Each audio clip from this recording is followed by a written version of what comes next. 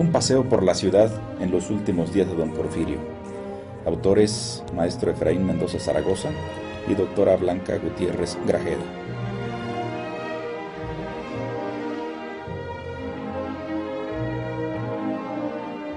Al finalizar la primera década del siglo XX, era Querétaro una ciudad polvorienta que con frecuencia quedaba en tinieblas por los apagones. En sus calles era frecuente toparse con hombres o mujeres vencidos por el alcohol. En realidad, algunos de sus rumbos no habían cambiado demasiado desde los días de 1810, cuando exhibía un aspecto triste, austero, mistificado y sucio, rodeada de muladares, cuando la ciudad de noche era imponentemente lóbrega. La autoridad apenas algo hacía para contrarrestar ese lamentable estado. Calles como la del Contagio y Salsipuedes apenas estrenaban el lujo de las banquetas y el empedrado que las harían abandonar su ancestral condición de auténticos basureros. Se dictaban disposiciones lo mismo para que el vecindario barriera y regara el frente de sus casas que para garantizar el uso forzoso del pantalón y de alguna otra prenda más que nos presente ante el mundo como una población culta y civilizada. En los días en que se aproximaban las fiestas del primer centenario de la independencia, bajo la amenaza de una multa, se ordenó la pintura de las fachadas de todas las casas de la población a fin de que presentaran un estado decoroso. Algún día de 1909, la diosa Fortuna se acordó de Querétaro e hizo caer aquí el premio gordo de la Lotería Nacional. La gente se llenó de ilusión y los vendedores de billetes vieron cómo aumentó su demanda a niveles fabulosos. Pero como los raros incidentes de la fortuna no se repetían todos los días, el negocio entonces se trasladaba a los farmacéuticos, que veían subir las ventas de los remedios que ofrecían para ese dolor de hígado que aparece después de sufrir cólera, susto o aflicción. ¿Acaso las temporadas de fiestas hacían olvidar un poco los males cotidianos? Sea en las fiestas del Señor Santiago en la catedral el 25 de julio, sea en la Navidad, donde entre los matinés y las corridas de toros la gente se entretenía en toda clase de carreras, lo mismo de sacos, caballos o bicicletas.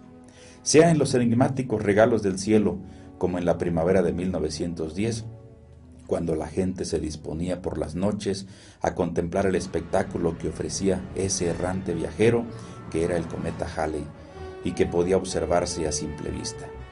¿Nos envolverá su cauda?, se preguntaba la gente, entre la que había expectación por el anuncio de que el 20 de mayo estaría en el punto más cercano a la Tierra. Aunque esa distancia eran 22 millones de kilómetros, eso no era suficiente para alejar los miedos de que el cometa pudiera chocar con el planeta provocando su destrucción, puesto que en los días previos a su aparición hubo una inusitada actividad sísmica en todo el mundo.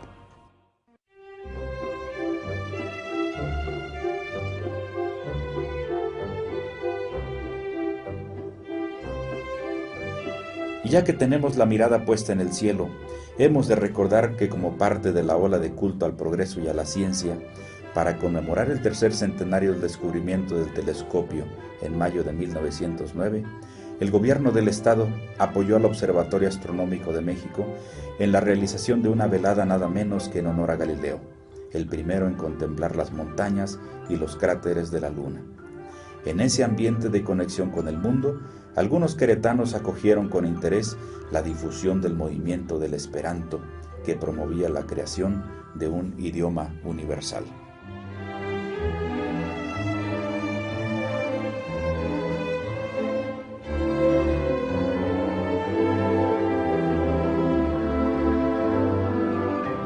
Ya la ciudad estaba acostumbrada a los trenes del ferrocarril, cuya introducción se aproximaba a su tercera década. Mientras esperaban el tren, los viajeros podían hojear Los insurgentes, Memorias de un guerrillero o Sacerdote y caudillo, las novedades de la librería El Fénix, además de España sin rey o la nueva edición del Cerro de las Campanas. Para los amantes de las cosas del viejo continente estaban las revistas europeas como La Moda Elegante y la Ilustración española y americana. Y para los más adictos a la cultura de nuestros vecinos del norte, la revista América, que con ocasión de la proximidad del centenario dedicó un número a México y su portada mostraba a un Porfirio Díaz rodeado de escudos y banderas tricolores. Para los que no iban de viaje, un entretenimiento muy popular eran las corridas de toros, aunque frecuentemente eran pésimas, pues los toros salían hechos unos bueyes, y el público abandonaba la plaza sumamente descontento. En general, la ciudad disfrutaba de la proverbial paz conventual que por siglos la caracterizó. Los periódicos todavía no descubrían el placer del amarillismo y hasta la nota roja tenía su estilo. Por ejemplo, esta: un caso raro se ha dado en esta bella y apacible ciudad, un robo elegante.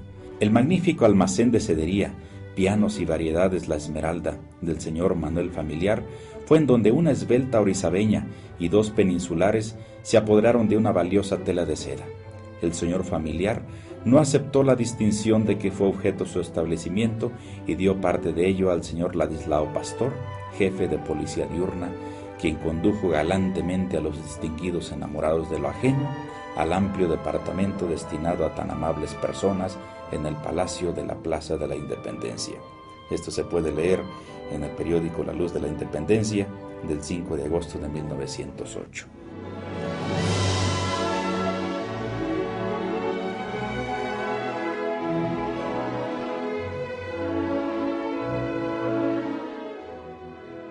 En la agencia de inhumaciones de la calle de Cornelio número 6, frente al Templo de la Merced, podían contratarse paquetes completos que incluían arreglos en el juzgado civil, registro parroquial, impresión de esquelas, transporte, coches, tranvías especiales y, por supuesto, una elegante caja mortuoria.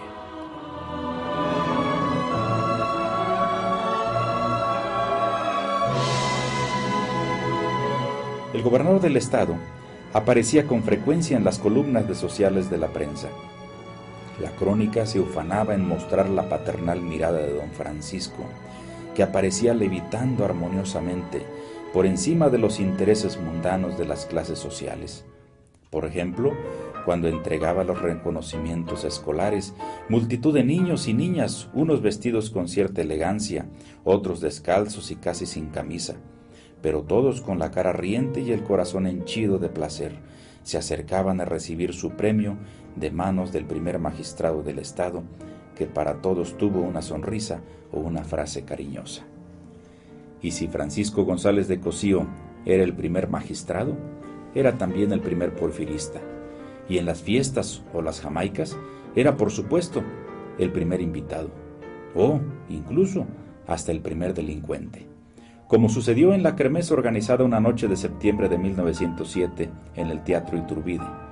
La crónica decía: el día 20 a las 8 de la noche se dio cita en el teatro lo mejor, más ameno y más amable de la sociedad queretana.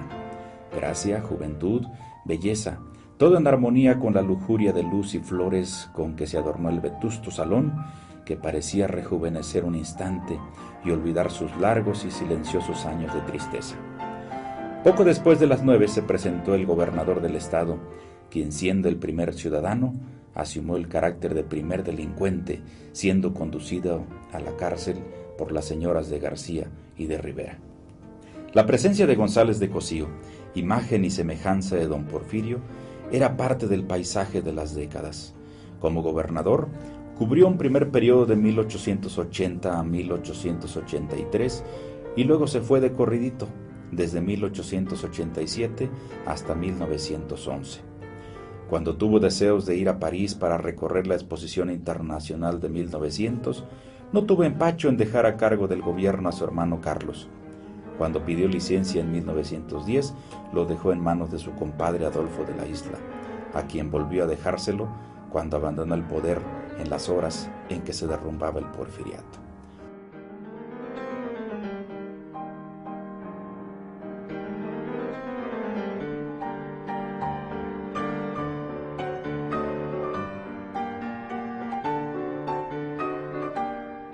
Los segmentos pudientes de la sociedad queretana vivían una marea de adulación en torno del gobernante. La legislatura lo declaró benemérito y su nombre fue inscrito en letras de oro en la Cámara Legislativa, lo mismo que en las salas capitulares de todos los ayuntamientos del estado. La calle situada al sur del Jardín Cenea recibió su nombre, así como el teatro llamado hasta entonces Teatro Calderón.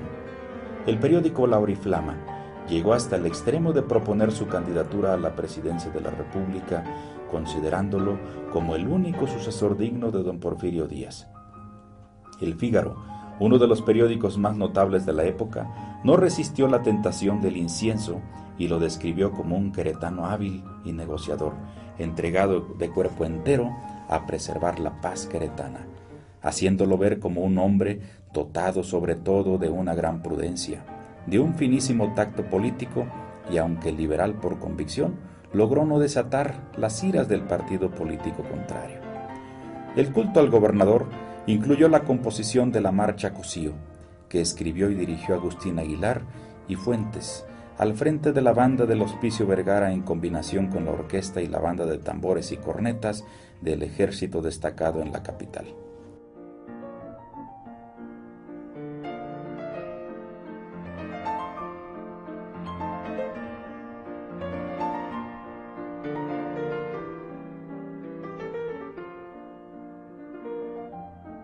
Era Querétaro una ciudad pequeña y por más de 4 siglos mantuvo una población que oscilaba entre los 30 y los 40,000 habitantes.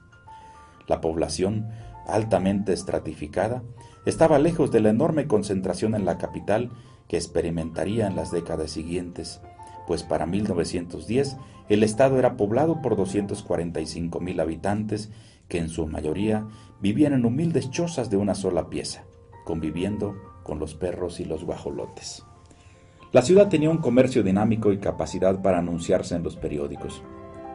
La tienda de abarrotes San Carlos, ubicada en el Jardín Cenea, que entre sus grandes novedades contaba con un molino de trigo y la fábrica de aguardiente. Las imprentas de Malfajadas y las del Callejón de Guadalupe. La fábrica de hielo, la cantina a la Puerta del Sol, con servicio a domicilio, con solo llamar al teléfono 264. Se anunciaban también el dentista científico Netteri y la sastrería Fashionable. Haciéndole la guerra a los curanderos populares, podía percibirse una feroz competencia en la venta de medicinas de patente y en la industrialización de los remedios. Se anunciaba la venta de Piepro, granulado para anemia, desgano, palidez cadavérica, debilidad, indolencia, apatía y vejez prematura. Una botica ofrecía la ya muy conocida emulsión de Scott de aceite de hígado de bacalao para curar la tisis, escrófula, anemia, catarros y el raquitismo de los niños, pero que también era útil para producir fuerzas y crear carnes. En la dura competencia, la botica de enfrente ofrecía One-Pol, que es tan sabrosa como la miel y contiene todos los principios nutritivos y curativos del aceite de hígado de bacalao puro, con la ventaja de que los enfermos y los niños lo toman sin repugnancia. En la prensa se anunciaba con profusión la venta de remedios para los males vergonzosos, como la sífilis, la gonorrea y las escrófulas. Era cosa de ir con don Amador Ugalde, el boticario de la Verónica, que por esos días poco imaginaba que a la vuelta de unos años, ya en los calores de la Revolución, cuando se desempeñara como prefecto municipal, enfrentaría un complot para asesinarlo. El mismo hombre que fungiría como secretario de la Comisión Central del Centenario, vería cómo un luminoso día de 1911 la ciudad amanecería tapizada de impresos que exigían su renuncia.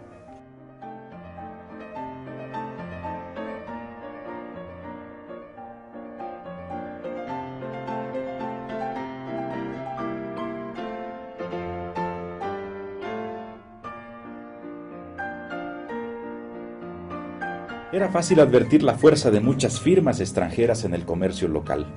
Más de una decena de empresas norteamericanas, desde las que buscaban revendedores hasta las que vendían máquinas de escribir, cojines de seda, libros, polainas, armas de fuego, fonogramas para fonógrafos Edison, que eran los nuevos y maravillosos entretenedores del hogar de 4 minutos, el doble de tiempo de los conocidos hasta entonces, con selecciones en una docena de idiomas. Y de nuevo, hasta los remedios mágicos, como la nervina del Dr. Miles para los achaques nerviosos, el compuesto vegetal de Lydia Pinkham para los terribles dolores del periodo mensual, y otros remedios para el baile de San Vito, la jaqueca y el dolor de espalda. De todo se vendía en la ciudad. Se anunciaban incluso aparatos basados en principios científicos para hipnotizar y desarrollar el fluido vial, el zoomagnetoscopio y el zoomagnetómetro, con valor de 10 pesos, diseñados para procedimientos de hipnotismo, telepatía, sonambulismo, clarividencia, catalepsia, letargia, terapéutica hipnótica, etc.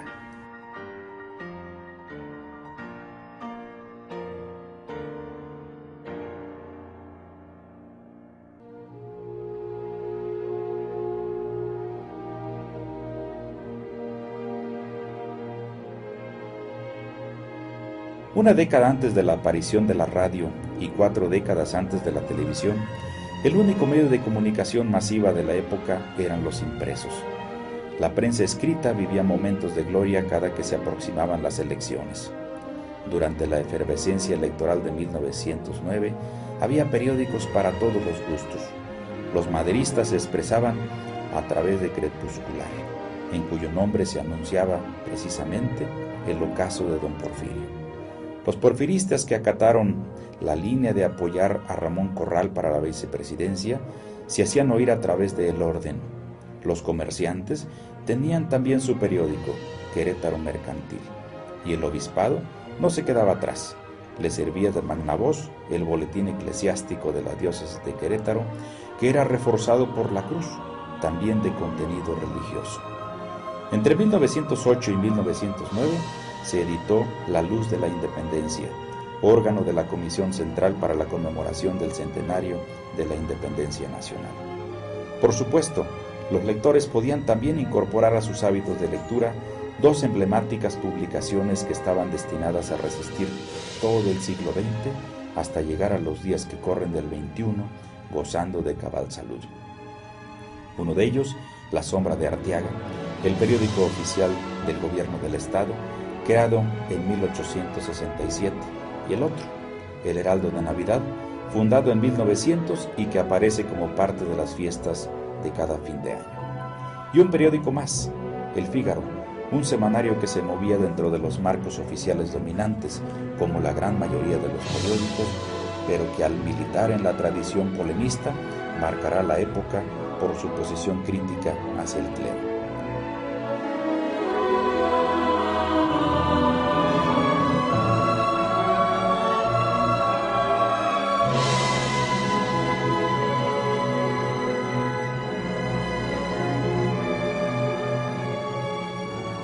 Eran los días en los que la ola maderista cobraba fuerza en el territorio nacional. Todavía con escasos seguidores y con todos los propagandistas oficiales en contra, la víspera de la Navidad de 1909, Francisco I. Madero, con su libro La sucesión presidencial como caballito de batalla, organizó aquí un club de simpatizantes que eran ridiculizados por la prensa porfirista. Eran los días en que se aproximaba el último feliz 15 de septiembre de don Porfirio. Eran los días en que la ciudad conocía el bando solemne que proclamaba de nuevo el triunfo electoral de Porfirio Díaz y lo ungía como presidente de México para un sexenio más. En sus planes estaba lucir en el pecho la banda presidencial hasta el día 30 de noviembre de 1916. Para el día siguiente volver a entregarse a sí mismo, una vez más, la banda presidencial que le era ya tan familiar. A la proverbial y conventual paz queretana esperaban algunas duras pruebas en los siguientes años, pues la revolución ya había tocado a las puertas de la ciudad.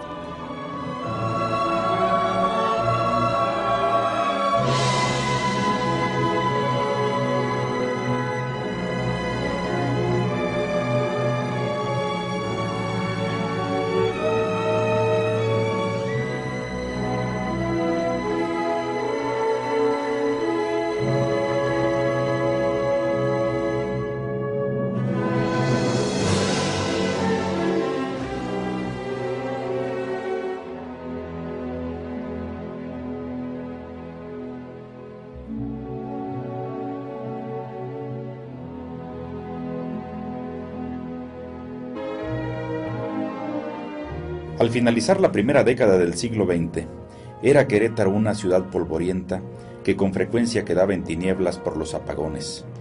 En sus calles era frecuente toparse con hombres o mujeres vencidos por el alcohol. En realidad, algunos de sus rumbos no habían cambiado demasiado desde los días de 1810, cuando exhibía un aspecto triste, austero, mistificado y sucio, rodeada de muladares, cuando la ciudad de noche era imponentemente lóbrega. La autoridad apenas algo hacía para contrarrestar ese lamentable estado. Calles como la del Contagio y Salsipuedes apenas estrenaban el lujo de las banquetas y el empedrado que las harían abandonar su ancestral condición de auténticos basureros. Se dictaban disposiciones lo mismo para que el vecindario barriera y regara el frente de sus casas que para garantizar el uso forzoso del pantalón y de alguna otra prenda más que nos presente ante el mundo como una población culta y civilizada.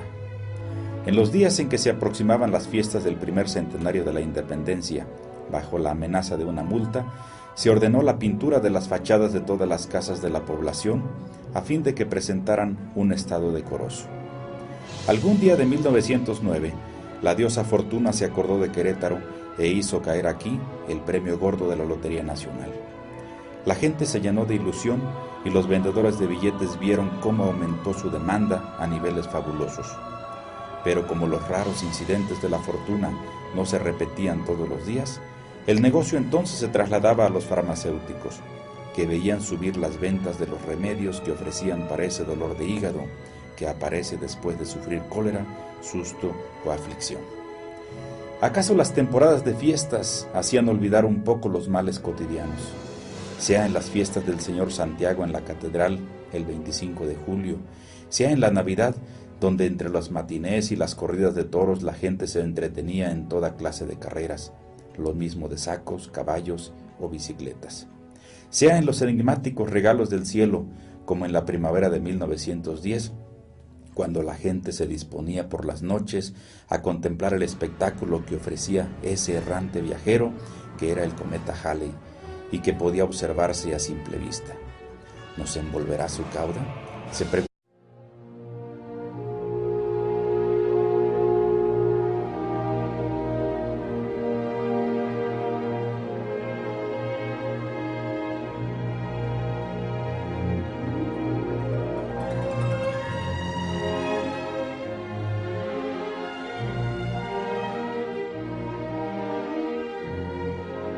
Un paseo por la ciudad en los últimos días de don Porfirio.